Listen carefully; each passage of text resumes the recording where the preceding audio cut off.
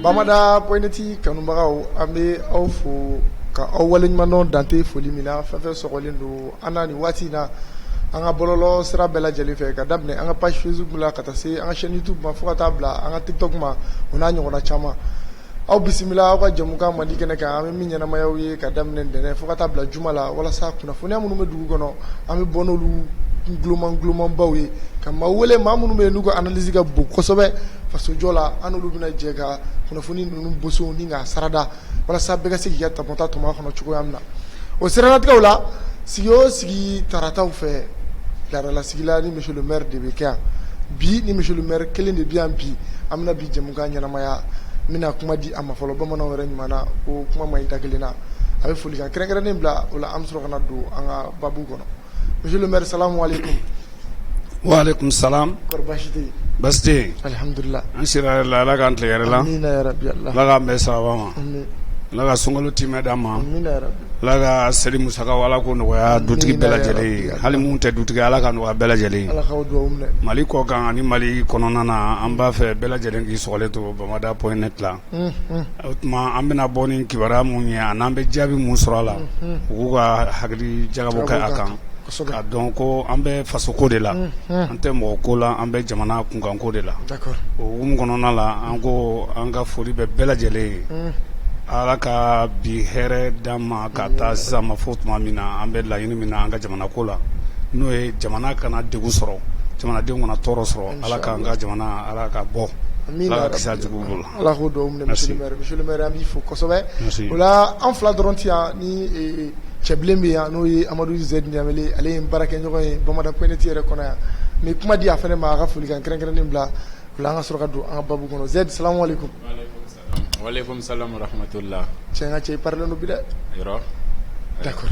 An bɛ don ma magɛrɛ na o de ye nin seli ye donc an bɛ foli ani tanu di bamada.net filɛbaga bɛɛ lajɛlen ma nin wagati in na n b'i yɛrɛ fo i ka cɛsiri la monsieur le maire fo chaque mardi an bɛna analyse dumanw kɛ an ka plateau sanfɛ yan nɔ k'an ka technicien fo n'o ye Bali Sisoko ye Suwa Kɔlɛ tiɲɛ yɛrɛ la ani foli ka kan d'accord ale de bɛ kɛra sababu ye ni ja dumanw ani ni kumakan duman ninnu bɛ se ka jira an lajɛlikɛlaw la cogoya min na o siranatigɛw la bi an ka kunnafoni balan kɔnɔ an bɛna bɔ ni babu damadɔ ye an bɛna an da don o la o babu fɔlɔ ale de bɛna tali kɛ hakilina jiginna janvier kalo tɛmɛlen ni san 2022 kɔnɔ an ye Faransi ambassadeur gɛn an ka jamana ɲɛmaaw ye Faransi ambassadeur gɛn k'a ka bɔ an ka jamana kɔnɔ k'a sababuya kɛ a nɔ yera ko dɔw la ko a bɛ ka kuma cɛjugu dɔw fɔ ni ka ɲɛsin anw ma o tɛmɛnen kɔfɛ bi kunnafoniya min b'an bolo an y'a ye k'a fɔ ko Faransi ka lasigiden kura nomera dɔgɔkun tɛmɛlen ni ka na o bila an fɛ yen mais a tɛ fɔ o ma ko ambassadeur dɛ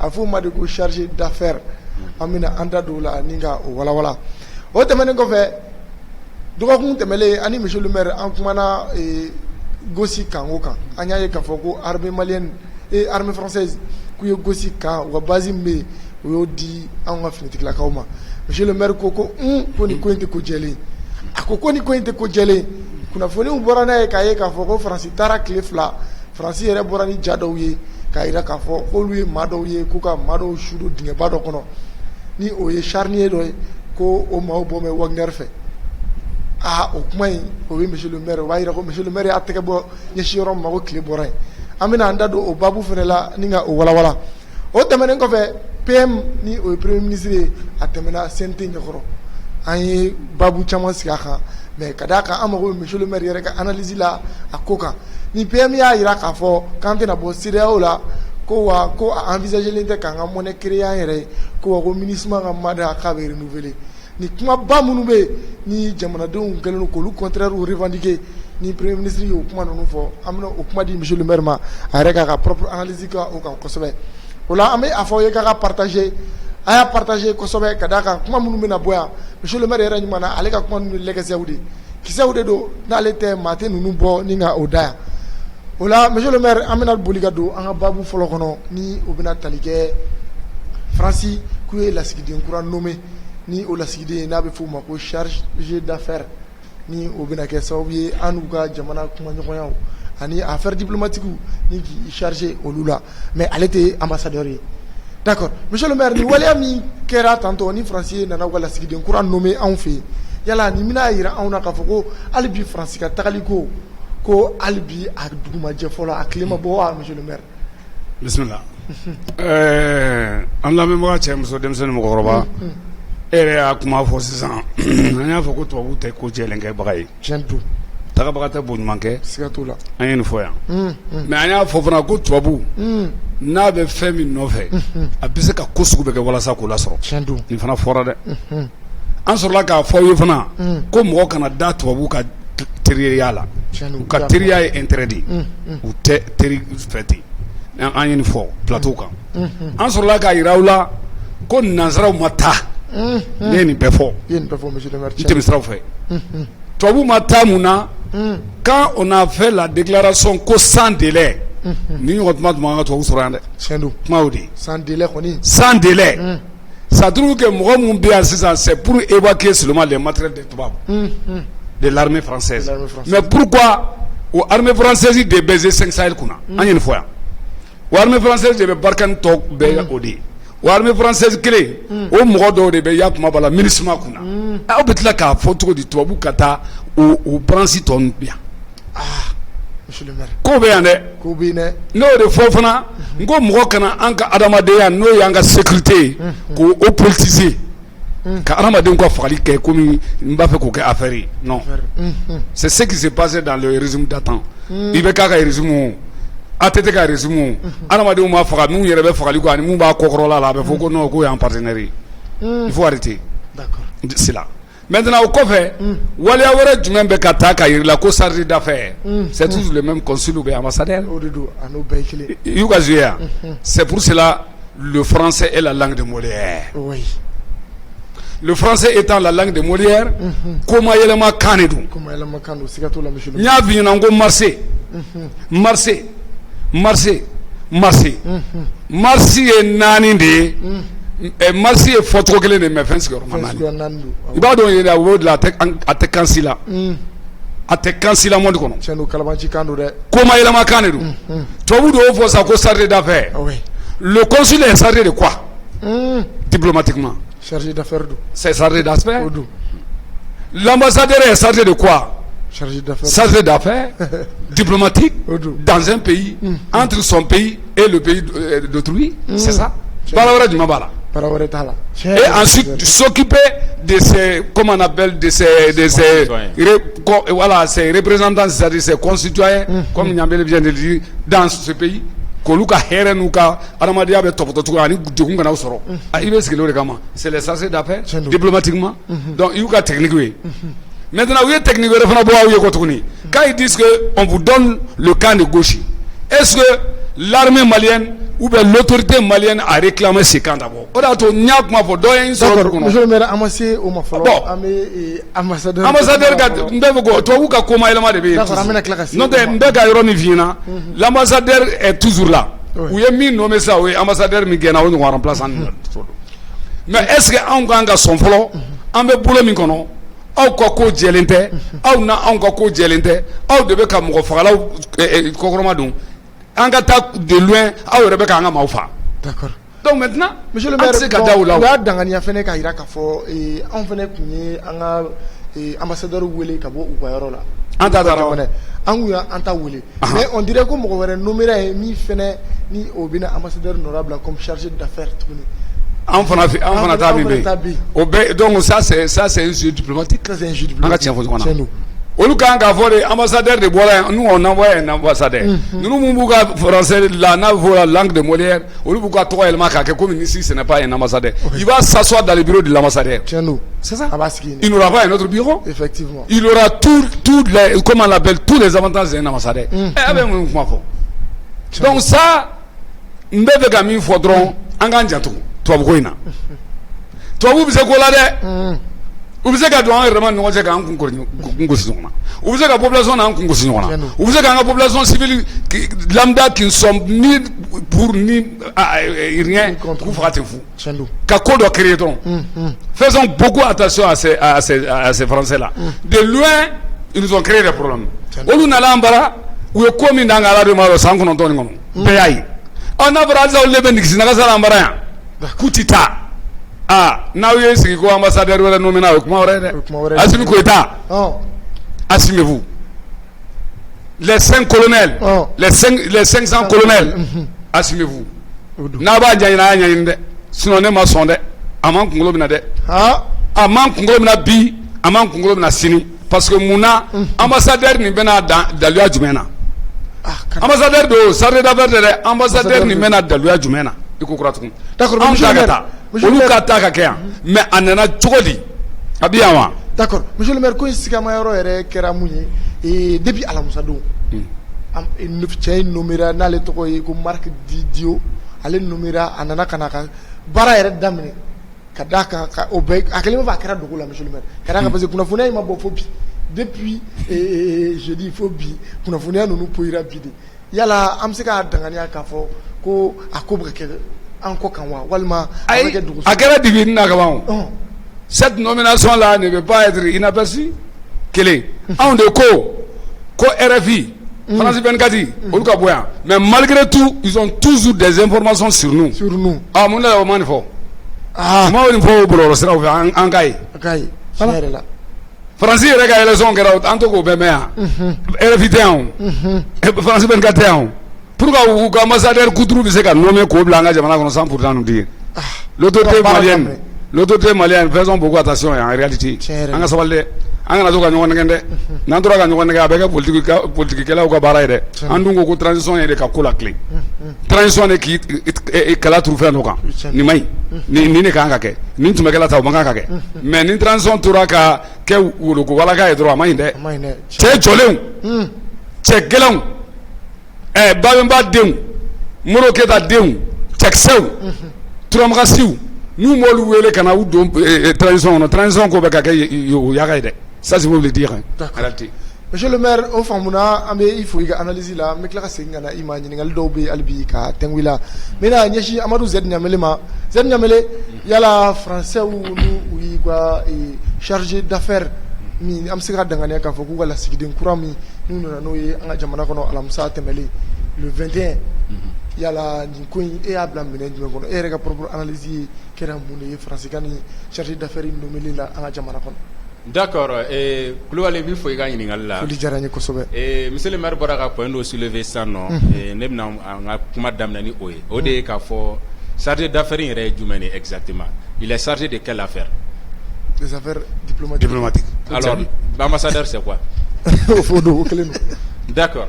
Bon, nin ko in na an bɛ se ka mun fɔ d'abord c'est une histoire pas claire nin tɛ ko jɛlen fɔlɔ i n'a fɔ i yɛrɛ fɔ cogo min na ko jeudi ni chargé d'affaires in ko ye baara daminɛ c'est exactement le jeudi le 21 avril passé. Donc depuis le 21 avril aujourd'hui c'est le 26, ça fait 6 jours kibaruya in tun ma cari. D'accord, donc depuis ye mɔgɔ kan k'i yɛrɛ ɲininka nin ko in na ni kɔni ne bɛ se ka mun fɔ d'abord an kɔni ka cas c'est un cas similaire parce que Mali fana y'a ka ambassadeur wele depuis en février 2020 donc an ka ambassadeur nalen donc ko mɔgɔ min fana bɛ yen tubabuw b'o wele ko chargé d'affaires an yɛrɛ fana ko chargé d'affaires donc maintenant san y'u ka ambassadeur gɛn comme an ka chargé d'affaires b'u fɛ yen donc o fana nana ni nin ye ko chargé d'affaires donc maintenant il faut qu'on comprenne d'abord affaire ye mun ye hakili la don n'a nataw la u bɛna fɔ a tigi chargé don affaire min na sinon chargé d'affaires ça c'est pas un titre an t'o dɔn. O tɛ titre o donc an mago b'o yɔrɔ éclaircissement la donc quand même on sait que France ni Mali ta in bɛ bolo mun kan ça c'est juste pour montrer que France tagalen quoi gɛnni tɛ France ta quoi dala gɛnni tɛ o. Jumɛn don. France be c'est que a n'a ka minɛnkolo k'a jagoya siri k'a ti de fa da jelima n'o tɛ France ti taw mais Koulibaly il faut voir le Mali a tout fait. Mali a ira France ra par plus maintenant point de soulever peut-être on t'a niveau kalama ça fait depuis ambassadeur grand français le Mali Paris et Bamako sont en négociation pour que France se ambassadeur pour nommer et wo kalama non tout kalama bon ambassadeur in tagali kana fo bi France be ga négocier avec le gouvernement malien pour la mise en place d'un nouveau ambassadeur français au Mali mais Mali gouvernement te gason donc mais ni chargé d'affaires ou tika songon tew voilà les chargés d'affaires ko ni go tubabu ka na kalabantia be ñogono serwaro to ñinga kuma damne ni o roy quoi bon ego ke ebni gal la sigiden blané fe ne ma sol la sigiden sigilima donc comme le titre d'ambassadeur oui o tsega fo officiellement bon maintenant vous na sa ko chargé d'affaires mais ni chargé d'affaires ni mega na ambassadeur ga rôle kele ne quoi à vrai dire c'est faut qu'on retourne sur lui chargé d'affaires te doré ça c'est le nouveau ambassadeur français au Mali. Mais c'est qu'il faut officiellement que le nouveau ambassadeur, parce que officiellement le gouvernement malien a refusé catégoriquement ou un nouveau ambassadeur pour le moment. Donc comment on fait un ambassadeur, mais il y a quelqu'un qui est là-bas pour s'occuper de nos affaires. Donc on va s'occuper de leurs affaires. Donc on est quitte. Allah Akbar. D'accord. Ame anga autorité de wele wala sa ni koy comme mo manake ajgoro ka boni ga farfasiya jamana de bela jeli ci ko amna fami absika sorala kadaka ambassadeur tato communiqué ba de kera ambassadeur la ta mais ni chargé de ni mo wéré bena nommé ka blay ko chargé d'affaires ne bolo communiqué kele ni kanga ke ka jamana de bela donia o hukum konona la d'accord voilà monsieur le maire ñoni ango babu datuku yala faranga juma bi bolo ni nga fara ni kuma de nunu ka dans la diplomatie entre la France et le Mali c'est pourri déjà. La diplomatie djelente a tous les nous. Maintenant, le redressement que tu veux gagner là, ça pour que voter. Ou la yéne de démarcher comme c'est na nyambele avo. Amenao, ou est de villa nyambolo, mais on va me de son asawa. Ou au code m'bena question de vana poser. On de volontaire nommé na ulutanyawa. Ça c'est une question. Posée aux autorités de la transition. On de volontaire mo créer et blaïwa. Ou bien mieux rappeler on de kele natawa ou bien on a nommé une nouvelle tête kele Francis Dunga mingena ou fanama na mo de nano place là entre les deux pays qui a nommé son premier chargé d'affaires comme ils disent on a nanya ye Mali de Foloya ta nommé dans la négociation Mali digente ambassadeur ko kuma la obseka appellation wara nyini obseka ke avec comme ame mi yela emela yela mara ko ke semaye au kera sababu au kera lubulu baler mai mais MLA to tient les nous MLA est ça c'est les éléments qui composent les MLA qui sont transformés en CMA aujourd'hui donc est-ce qu'il y a système femme c'est le même exemple d'accord donc ba ga don sam follow du même follow ata nommé ni follow mi ata nommé autrement autre qui est sonna dans la négociation première et pendant tout ce temps là on follow ganta nommé tel nom et vous maintenant vous amenez pour vous. D'accord. Voilà. Donna nataula monsieur le maire. Amena ni ga odi. O temene ko fe amna do anga babu flana kono ni obina talike ko jamaje kaburu ni o charni ni o ka maw boné uni na ni ga tu beke dinge kelingono ni français o borana jawye to ko mutemele ni ka chari réseaux sociaux kan ni ka chari uere ka kuna fundisra kan ka ye ka fo ko lui ma dowye olu boto kan kono ko lui ma dowye ni olu bolo no Wagner fe no kele no ga ma do fa ni golu shudo dinge kelin kono ni kuma infora ni kuma ngara de bal banku d'accord monsieur le maire do na ango anga sigi labana an kuma na aya yira ka fo ko français armée française ku yu ka basi mi be gosi ku ya di anga fama uma isigara kuma ina kosobe iko ku ko nyenyi kosobe wera ka komanda ya yira ka fo ko no lu bore ko mana ke ko lu notere monsieur le maire il kuma info monsieur le maire am se ga dangani ka fo ki tike shinyoro ma ko clé bore monsieur le maire yala monsieur le maire ika fam ya kera munye France ke megani galon jugu min tike ni ka noro an ga jamana de baka kurawla ni ka anorowla yala yakle mu monsieur le maire ni analyse.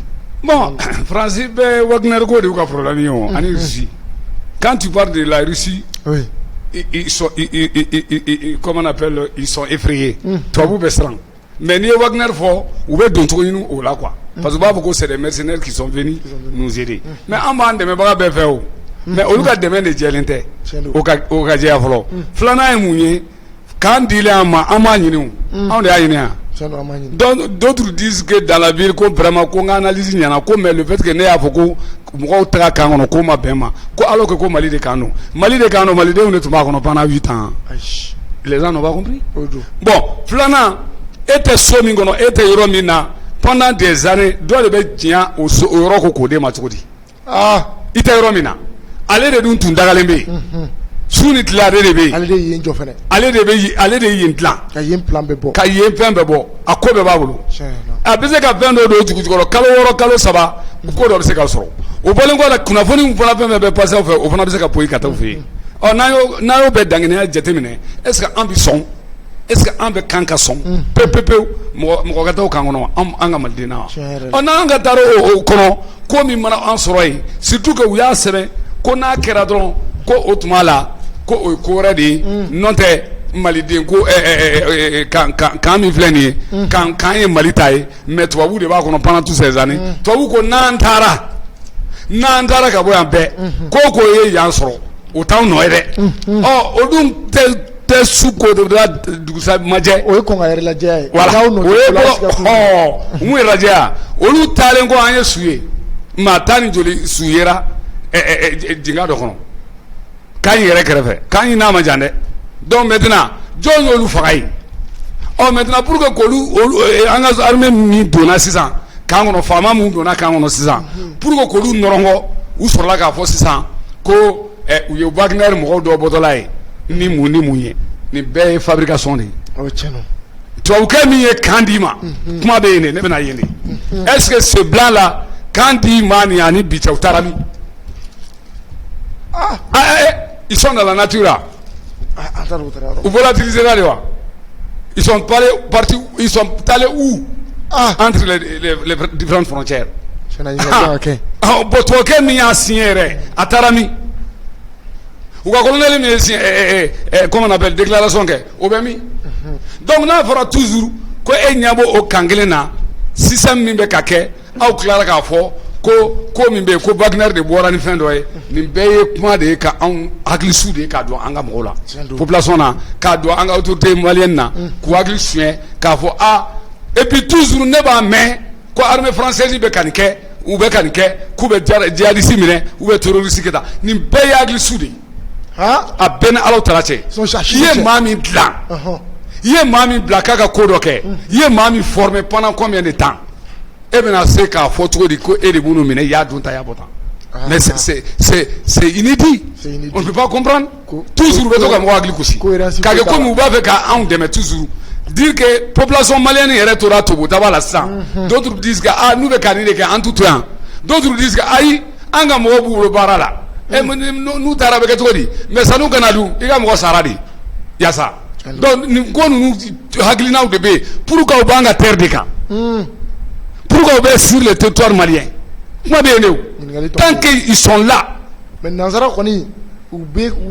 que bien, ou de Nigeria ou de l'Inter ou bien 600 après avoir rendu le camp à gauche, mais ça là. Est-ce que Autarami? Funu yeshi Niger ya fama. Anyamele ani Zalia. Ayi ngagege. Ananga sura kole jama mi be hala me. Utarami depuis la donation du camp, Utarami ils sont main dans la main avec les ennemis du Mali. Moi je les nomme. Nous t'as Niger où sont main dans la main avec les ennemis. Nous t'as le Burkina avec les où t'as Mali frontière fait là certains danger. Nous l'avons dit ici. Ils ne doivent pas rester dans notre pays. Ubitari pour que nous puissions connaître la vraie performance des femmes de l'armée malienne. D'accord. Monsieur le maire. De nos vrais partenaires. Monsieur le maire. Maintenant que ils sont dans nos murs. C'est très grave.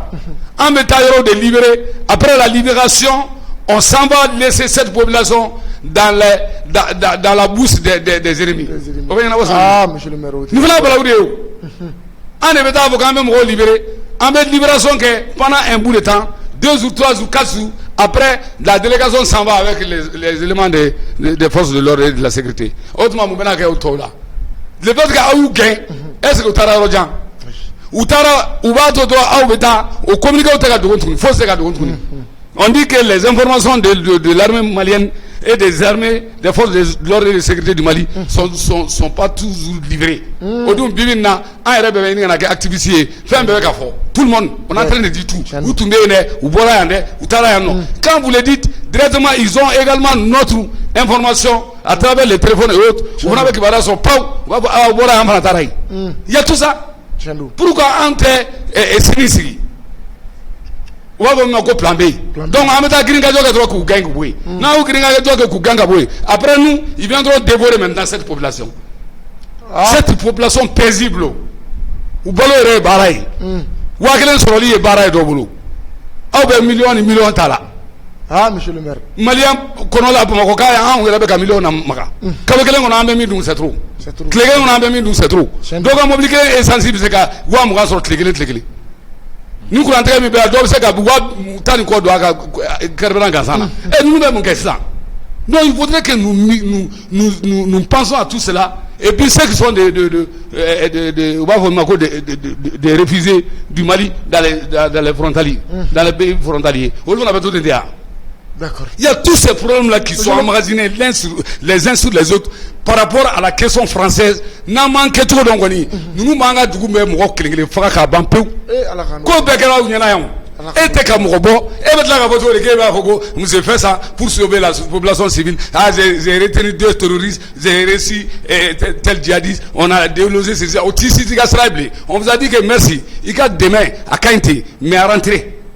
Maintenant, s'il rentre, laissant les matériels ici, quelques seulement seront là, un groupuscule seulement, pour séminer les matériels à l'extérieur. Et nous avons au groupuscule, nous avons matériel Takabara. On le suit. Mais au moins, ils sont dans les hôtels ici, à Bamako et ailleurs dans les grandes villes du Mali. Aza Okosan, où est Kanedi, au Borakan, au Tarami. Au Tarami de là. Ils sont volatilisés, ils sont dans l'air. Où est Riboulou de là? Monsieur le maire, femme na Kosobe, femme na Kosobe, ami faut Kosobe. Ika ni wala ina. Yala zel me kuma dima. Yala ni charnier queen, gosi charnier queen. Yala ireka kuna foni sorota kera muya aka wa yire pseka mune foka fara monsieur le maire tainga. D'accord, Koulibaly bi fo iga ni ngalla ni plateau kelenga no neni eni monsieur le maire antu e gosi kango kuma a évoqué an. Tiens-nous. Ani point net nous soulever ka foko kan délai en kan sigina ko abina bangi ko chamana.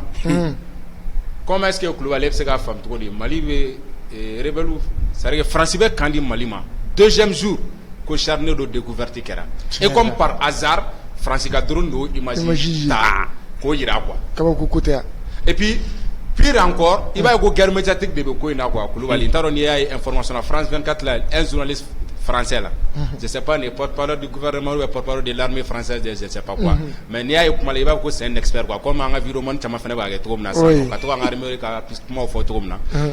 monsieur, le gouvernement, l'armée n'a jamais fait ça. Le Français a baraté, mais cette fois-ci, pour que vous ayez Djabadia, donc, quand vous imaginez que Mali armée, quand il y a des sous d'Obeka, sous d'Obeka, Gosi kan crève quoi.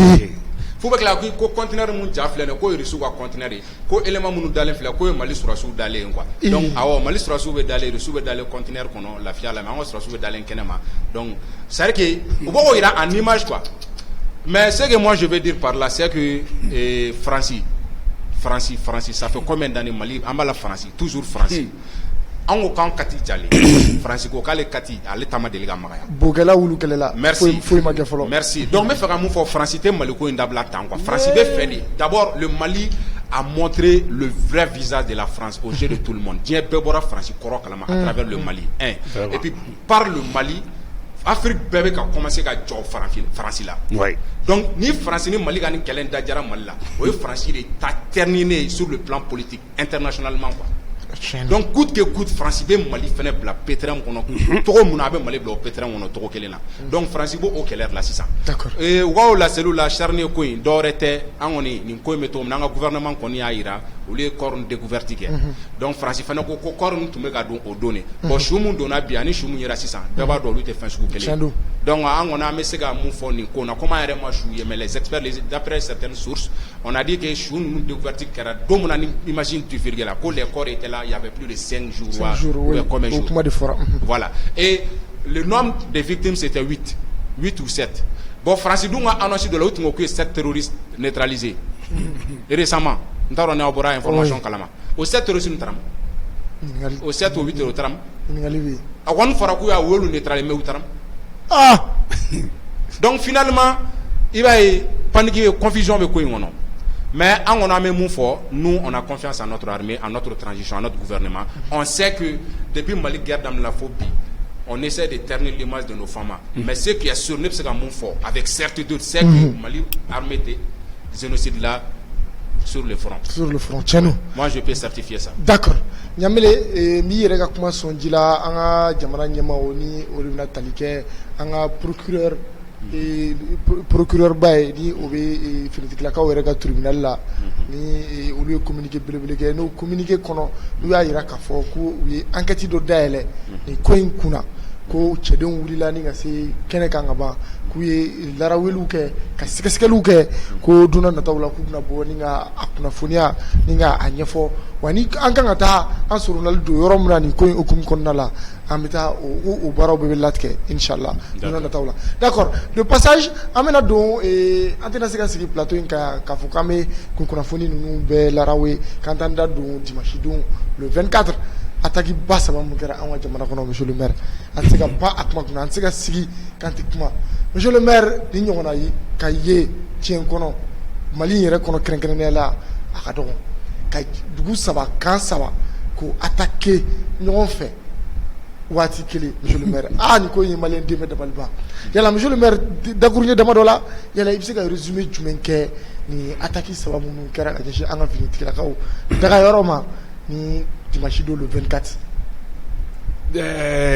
Kuma min bɛ ne bolo dɔrɔn jɔn ka attaquer a maliyɛnw an bɛ question poser aw kunna dɛ. o Katiba Masina dɛ k'olu y'a revendication. Katiba Masina ye déclaration kɛ don jumɛn ko u b'a fɔ ko Katiba jɔn ye déclaration mɛn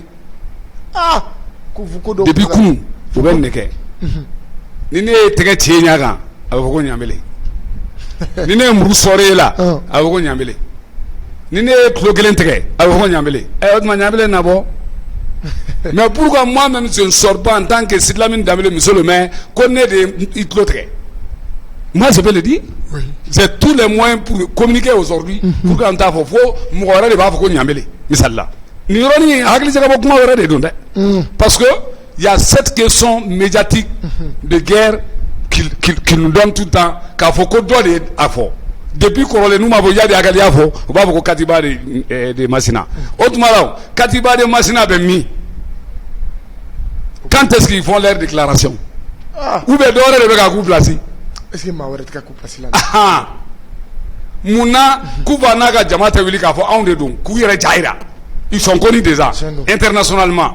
Nationalement et internationalement, ils sont connus du nom. Ils sont là-bas. Beaucoup de yira, kono na be yira ni kufa na ga mawu nu ko kuma bamananga na inga yira ka fo ko ni waliya min kɛra u bɛ ka kuma ka ko fɔ ka revendiquer k'a fɔ k'olu de y'a kɛ k'a yira k'olu de y'a kɛ kufa n'a ka jama mun minɛn b'olu bolo ko n t'an ka armée malienne bolo bi misali ayi an tɛ kunun na dɛ i bɛ ka tile tɛ dɛ an bɛ transition tile min na olu bɛ kɛ u labɛn cogo min Irisiw bɛ ka minɛn jigin cogo min Irisi Asimi ni Sadio bɛ minɛn sɔrɔ la ten minɛn bɛ ka d'an ma cogo min a bɛ ka d'an ma ten Sini ko k'u b'an dɛmɛ Irisi ko k'u b'an dɛmɛ jamana wɛrɛ fana donn'a la k'u b'an dɛmɛ jamana wɛrɛ fana donn'a la f'u k'an dɛmɛ u naani farala ɲɔgɔn kan ko Mali yɛrɛ k'i i bolo bɔ Faransi bolo o kɛra nin semaine passée u la kɔrɔni ces déclarations là sont faites donc maintenant an bɛ se k'a to cogo di radar b'an bolo drone b'an bolo mun ni mun b'an bolo sisan ko anw ka kan bɛ se ka attaquer simultanément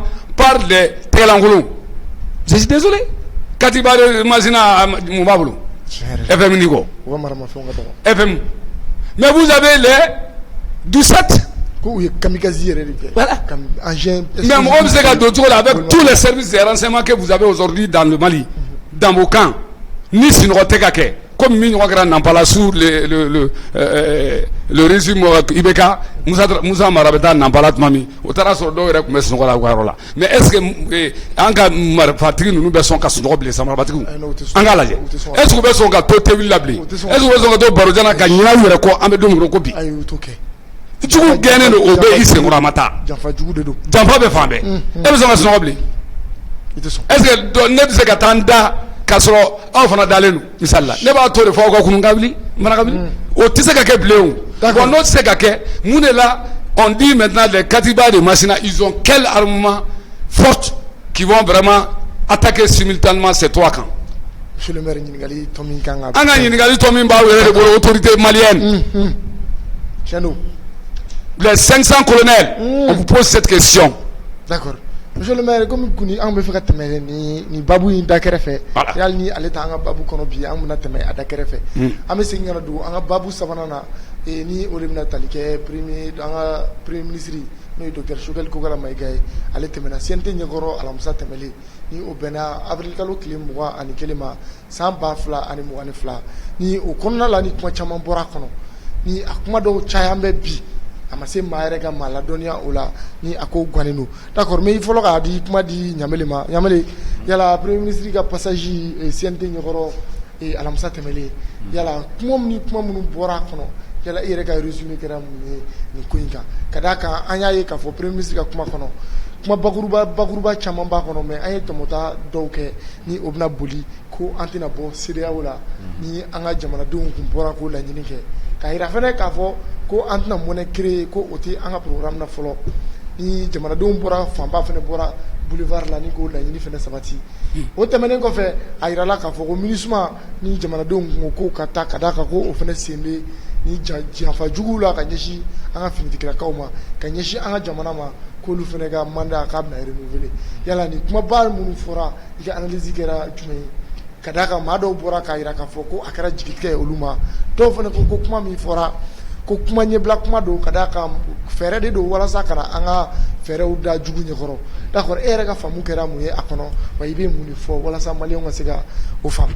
D'accord Kulubali n b'i fo i ka ɲininkali la juste deux mots dɔrɔn n bɛ fɛ ka a ye sixième datugu sisan n'o de ye attaque ye juste ne yɛrɛ ma mun faamu ko Takuba de Masina nin fɛn Katiba de Masina finalement ni attaque in yɛrɛ réclamation baga cayara France 24 ko groupe de soutien islamique ko Al-Qaïda mɔgɔ donc finalement yɛrɛ t'a dɔn mɔgɔ kelen don d'accord mais c'est pas important tout kɔni fɛ minnu taara taa kɛ o jaabi bɔr'o la o ma dogo diɲɛ mɔgɔ si la i ka concernant le passage du premier ministre devant CNT bon i ye kuma mun fɔ n b'a daminɛ fɔlɔ i ka point laban na n'o de ye MINUSMA ka contrat renouvelé ko kuma in ye au fait yan'an ka an bale fɔlɔ mais mandat in bɛna renouvelé mais a bɛna renouvelé ni bɛnkan jumɛnw ye mandat in bɛ renouvelé renouvellement in bɛ kɛ kumakan dɔ de kan a bɛ kɛ bɛnkan dɔ de kan n'a y'an ko MINUSMA ka taa c'est pas parce que ko MINUSMA tɔgɔ ye mandat ye o MINUSMA tɛ ka baara de kɛ donc le fait que tɛ ka baara kɛ an ka laɲini mais ni MINUSMA ma se k'o kɛ exactement an m'a demandé MINUSMA ka taa c'est pourquoi la population a réclamé ça don min na mɔgɔw bɔra ka taa monument de l'indépendance la donc n'an ka premier ministre ko MINUSMA ka contrat bɛna renouveler mais maintenant an bɛ fɛ k'a dɔn a bɛna renouveler contexte jumɛn kan donc an b'a to fɔlɔ an ko don na natɔ n'a ye renouveler la MINUSMA ka système ma falen kunun wusara ni bi ye donc là an bɛ se k'a fɔ ko bon an b'a fɔ ko premier ministre an jigilatigɛ donc en attendant la suite je pense que Maliens an ɲɛma jɔ dɔɔnin fɔlɔ an ka lajɛ ni contrat in nana renouveler an bɛna jaabi kura minnu ye mun ye an ka wariko ye a ko an ka wariko an tɛna bɔ wariko la fɔlɔ an tɛna bɔ a la fɔlɔ ani an tɛ bɔ a la tɛ kelen c'est vrai mɔgɔw ko k'an ka monnaie créer personnellement o de ka di ne yɛrɛ ye mais monnaie créer filɛ nin ye ɲɛmɔgɔya tɛ i n'a fɔ carré kɔnɔ dusu bɔ anw na ani n'i bɛ ɲɛmɔgɔ la an tɛ se ka réfléchir façon kelen na anw bɛ réagir cogo min na nous on est trop spontané olu tɛ se ka kɛ ten tɔn quoi donc il va falloir que structure baden de bɛ domaine caman de bɛ olu ka kɛ en place pour parler de créer sa propre monnaie donc olu siranatigɛw la an bɛ se k'a fɔ an ka premier ministre ko k'an tɛna bɔ an ka wara pour le moment a tɛ programme na parce que a welela ka taa de programme minnu b'a bolo ani programme minnu kɛra ani minnu filɛ a bolo dans les jours à venir a taara kuma olu de kan donc a y'a yira a ka kuma la dɔrɔn k'a faamuya ka dɔn wariko in t'o kɔnɔ fɔlɔ programme a ye baara minnu kɛ voilà baara minnu kɛra a y'olu ɲɛfɔ ani minnu fana bɛ ka nali parce que en tout a yɛrɛ ka programme na ko il a fait 3 tiers sigiyɔrɔma saba la 3% voilà 30% voilà 30% voilà 30% donc i b'a ye k'a fɔ a ka programme na il a fait 30% donc programme minnu tora le restant minnu kan ka fɛn monnaie changée in t'o la fɔlɔ an ka bɔ CEDEAO la o t'o kɔnɔ fɔlɔ mais est ce que n'a tilara o programme na sisan nɔ programme kura min bɛna lancer o olu tɛna y'o la Donc Malion a une revendication qui a fait là pour premier ministre Yana. Donc donnons-lui d'abord le temps. On a fait la domine programme déjà ma soko peut achever. Now achever maintenant. Donc en réclamation nous parce que réclamation coron nous m'embolo. Un programme en fonction de ça. Donc on a bossé là, on a warga créé, ministre Mangata, ça c'est la nouvelle revendication. Bon maintenant attendons d'abord notre programme Bana. On verra la suite. D'accord. Merci bien Niamele. Mais comment dit Monsieur le maire? Monsieur le maire, d'accord. Premier ministre Temena, aye kuma bakurba mfo aye doni to moni ka boko fo sisa. Yala premier ministre ga temeli sente nyokoro. Iye muni famu bakurba la ni kuma nu pela. Premier ministre ga temeli na folo, abora di folo ka programme do di. Ka programme budgétisé. Amba dangania ka fo, une transition kelen kono, 2 PM ont présenté leur PAG. Tiens nous. Mokhtar Wane en a présenté et on a fait sortir ses budgets. Sogel Kokala Maïga nommé à partir du 7 juillet. Oui. De 7 juillet, il a attendu 3 semaines pour aller devant le CNT. Ok? Oyazo tu n'as pas CNT mikata rekoni okuma kumbe sena comprendre. Mais ananani vanye kabo kairula mbese kanike ambenike pendant cette période faut qu'attacher à la fin de la transition. C'était comme ça. Oui. En réalité. Bon, maintenant, Ninya, Oyaso Dobe Gringadola, ni transition in koni bana ambita élection. Au Kobesena. Donc, en vrai, Sogel Sigira, Sogel Yavogo Nia Meko, Ibem Kume tourner là. Koya et Koye Kare Frade, Meta Sra Jangle fait. Yafamu. Donc maintenant, allez Taraga Sra Jangle fait. Ayaga programme de là.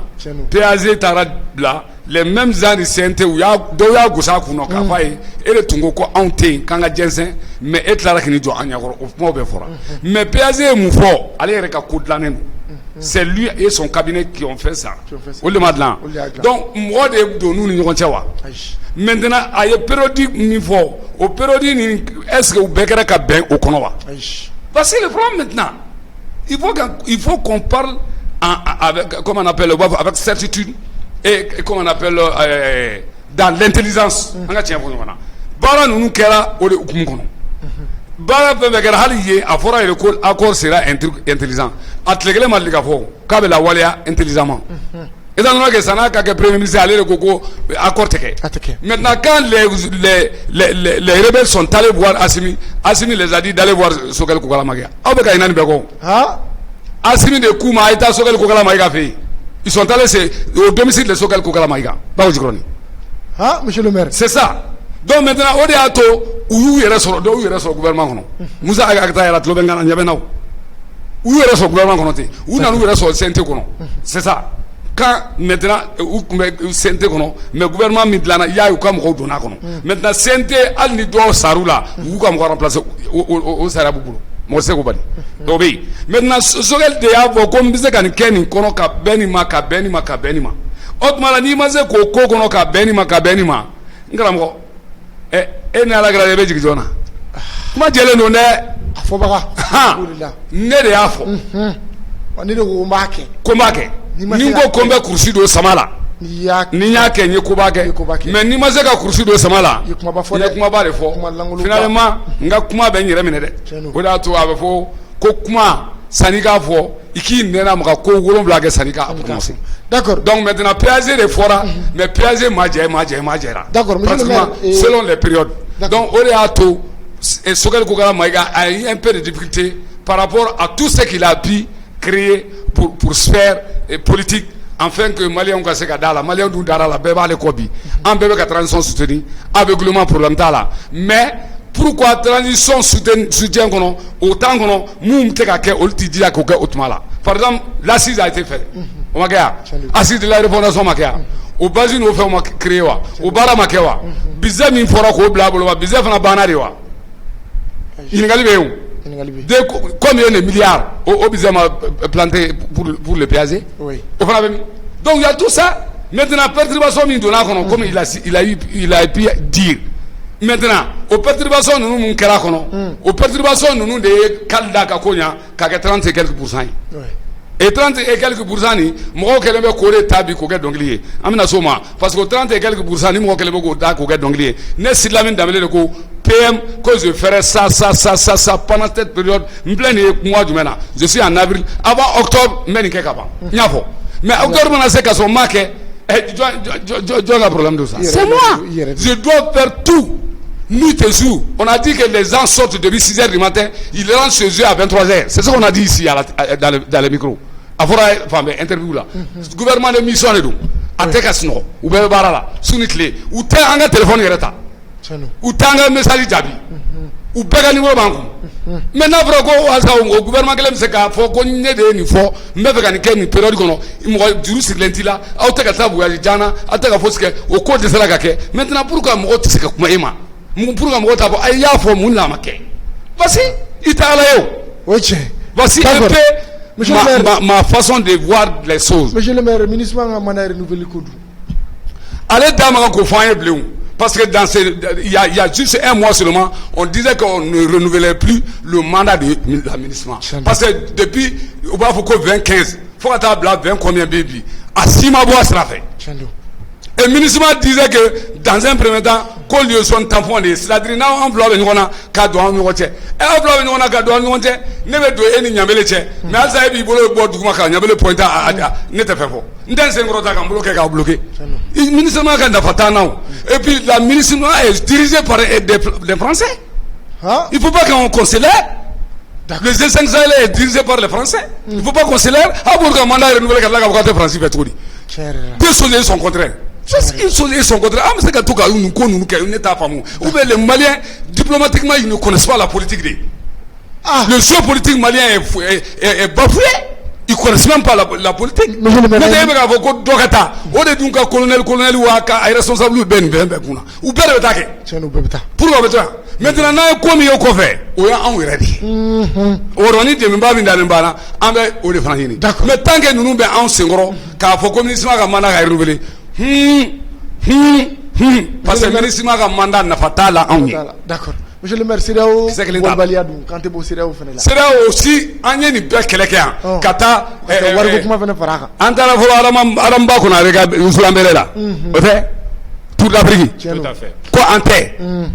Antala très joli que il y a eu des bourses la ramba anam nolaou attiru ni fembe alliance pour une transition intelligente et tout en 14 Miguel le 14 faut donc krina kado krigara monument nayi o begara le ko jamana nyamugo awi hakina mi tabi ambako et c'est kana wele mako et c'est no contraire for bio faut que cela soit ni ne be fait tout mais ni fien bilo faut c'est tout là sogeli a on ready sogal na on de be rokeli sogal na on de be taringa ka segna on de bolo dale be konka mais bianga ja nyona de o tetana yi mais yemi fo an be ka soutenir an be ka keleke mais sugoli du de se ka foke bo contraire fo ne somena ni fa bena ni a fo plateau sans paix ngoma on a parlé de suspendre les on va voir mina ko carte nina mais pourquoi on a fait sortir une carte biométrique quand la ga CEDEAO ka fait trop étant donné que ni CEDEAO be nyona an CEDEAO be nyona lew on est en train de même dire que Kabo CEDEAO là.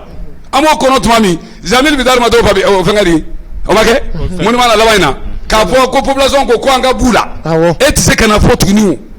En cas Sabali, nous avons ici, pas ça quoi. Parce que Bibina n'a manqué trop d'organisation organisation internationale, nous avons une communauté internationale. En bas, on va le soigner là. Ça, c'est vous le dites. D'accord, monsieur le maire, il faut consommer. Folie pembe boula, ni très fort fait un bougna, ou be kougeni. Nous ga gagné quoi tout ils vont les mettre sur le même panier que les IBK. D'accord. C'est dit. Monsieur le maire, merci beaucoup. C'est qui doit gagner là pour faire Wati Corona consommer, Wati Corona consommer. Mais magalaba dit monsieur le maire, après la ça jamuga am se ga datu kuchugam na. Magalaba monsieur le maire. Magalaba ka datu mbena fie. Ne Sidy Lamine Danbɛlɛ député en Chénani de. 2002 député indépendant. On était parti là. Moutaka Talini Ibeka de Nechi.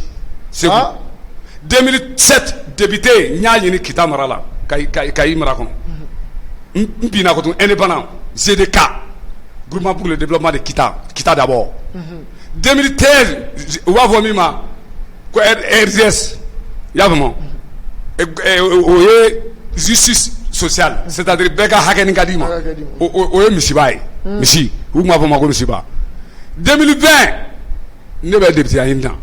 député ka baara ye mun ye n bɛ n da don o de la k'o fɔ député ka baara ye contrôler l'action gouvernementale premier deuxième travail rôle de député a tɛ pont dilan a tɛ so jɔ a tɛ mɔgɔ si ka misiri dilan c'est pas vrai a t'u ka papier si la député ka baara ye faire la restitution de la session parlementaire à tes différentes circonscriptions électorales député n'i ma se ka ministre contrôler dɔrɔn nafa t'i la maintenant député o rôle joué bi ou bien député nɔrɔbila o bɛɛ bɛ o neni k'o dɔgɔya ka kuma fɔ a n'a ye ko fɛ kɛ kunun pour que e m'a fɔ il faut pas conjuguer l'imparfait de l'indicatif aujourd'hui nous sommes au président par exemple Bala Yira ninnu bɛ ka kuma faransiw ni fɛnw na pourquoi aw b'a dɔn ko Numusar tun bɛ to ka anw ka M5 fɛn ta ka taa fɔ IBK ye ou bien a muso ye pourquoi o ma fɔ o tuma kelen filanan Benson ninnu bɛ k'a fɔli min kɛ a fa ye nin ye dɛ a bɔra Dakar de a donna tan a bɔra tan pourquoi aw m'o fɔ o tuma ka sɔrɔ bi ma se donc ko a magara bi de premier ministre la aw bɛ premier ministre fɛ ka tɛmɛ anw kan wa misali la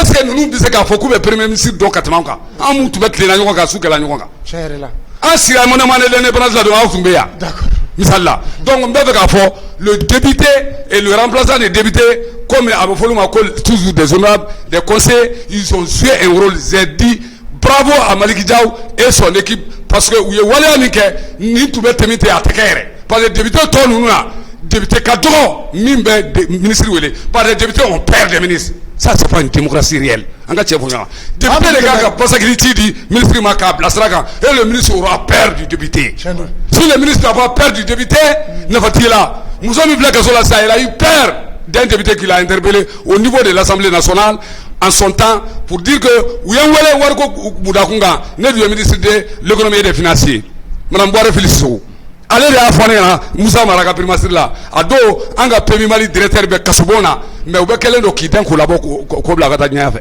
c'est moi qui l'ai interpellé en tant que secrétaire général du syndicat PMI Mali ale yɛrɛ sara ko Dambélé y'i jɔ fɔlɔ semaine min na n welelen don au niveau de l'Assemblée o kuma ka ban fɔlɔ pour que n ka se k'i reçoit d'accord c'est un exemple que je vous donne pourquoi mɔgɔ bɛ t'i dilen Numusar la pourquoi mɔgɔ bɛ t'i dilen mɔgɔ wɛrɛ la pourquoi mɔgɔ b'a kɛ tan tan mɔgɔ b'a o tuma hadamaden ta bɛ se ka kɛ o tuma hali ni ne ye tiɲɛli kɛ ou bien duloki min bɛ ne kan na bleu de don an bɛ k'a fɔ a ma ko jɛman komi ne yɛrɛ ko jɛman non je suis désolé la politique c'est pas comme ça la politique d'Asie d'Afrique là u k'o dabila la politique de populisme là u k'o dabila an bɛ transition de la jamanadenw bɛ min kɔ n'i y'a fɔ kana to k'a tu k'a nɛmu il faut que cela soit très clair on était tous ensemble donc o ka jɛya plateau kan mɔgɔw ma o ka jɛya lamɛnbaga cɛ ni muso ma k'a fɔ u ɲɛna les députés n'ont qu'ont joué leur rôle des députés n bɛ ka mɔgɔ min tɔgɔ fɛ Mamadu Awa Gassama b'a dɔn c'est comme ça qu'on interpelle c'est la première fois qu'un président des députés interpelle le PM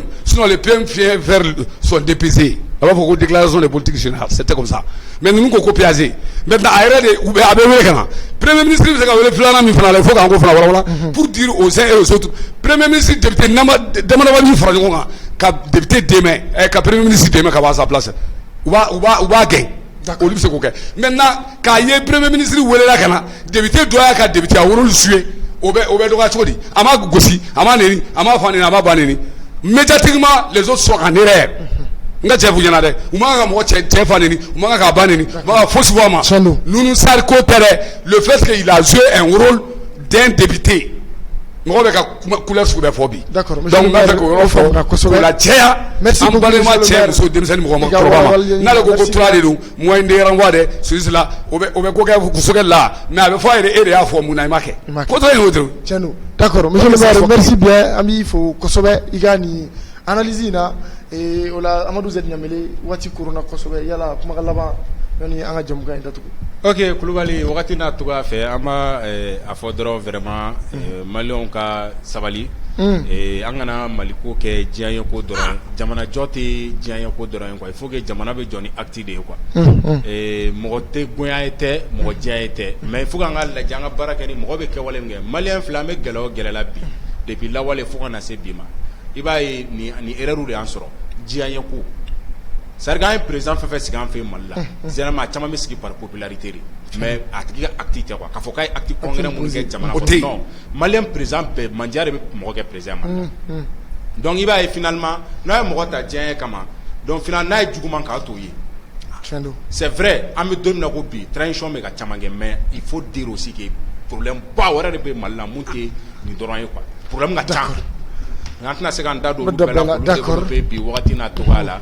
mais an kɔni bɛ mun fɔ dɔrɔn an kana faso ko kɛ k'a fɔ ni parce que karisa ka di ne ye ni personnalité in ka di ne ye a man di e ye ne jugu ye o tɛ juguya tɛ an bɛɛ ko ko Mali de donc Mali bɛ jɔ ni acte de Mali tɛ jɔ ni mot ye. D'accord, merci bien Ɲamele n b'i fo n bɛ monsieur le maire yɛrɛ fo an lajɛlikɛlaw n b'aw fana fo kosɛbɛ aw denkɛ don aw balimakɛ Saliya Basi Kulibali ka bɔ Bamada.net la aw k'an bɛn sigi wɛrɛ wasalaam.